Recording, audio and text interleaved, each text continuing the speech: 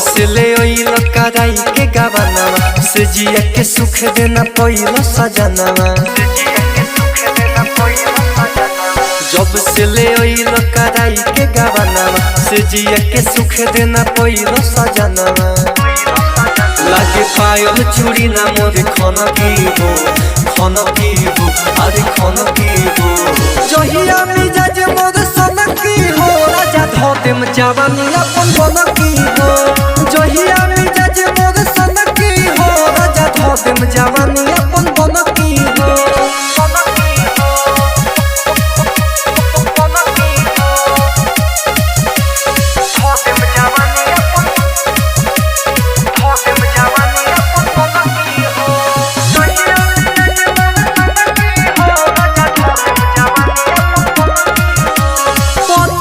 प्यार तोहरा से न मिलो पापा के दे हल पलंग नहीं रो। पापा के दे हल पलंग नहीं रो।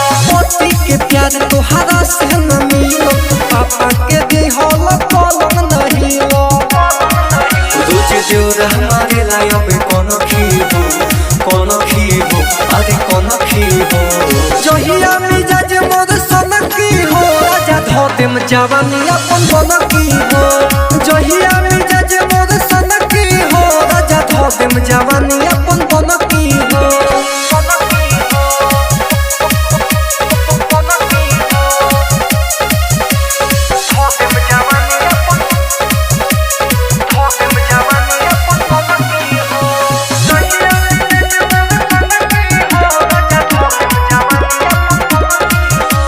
देखी के गोदरल जवानी चोर सबका नजरिया में बानी हम गौरव।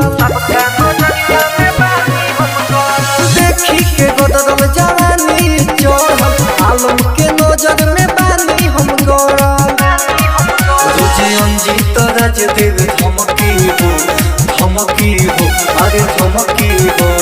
जहिया मिजाज मोर सन की हो राजा धोतेम जवानी अपन बन की हो। जहिया मिजाज मोर सन की हो राजा धोतेम जवानी अपन बन की हो। एकता रिकॉर्डिंग स्टूडियो। Contact number 7982720011।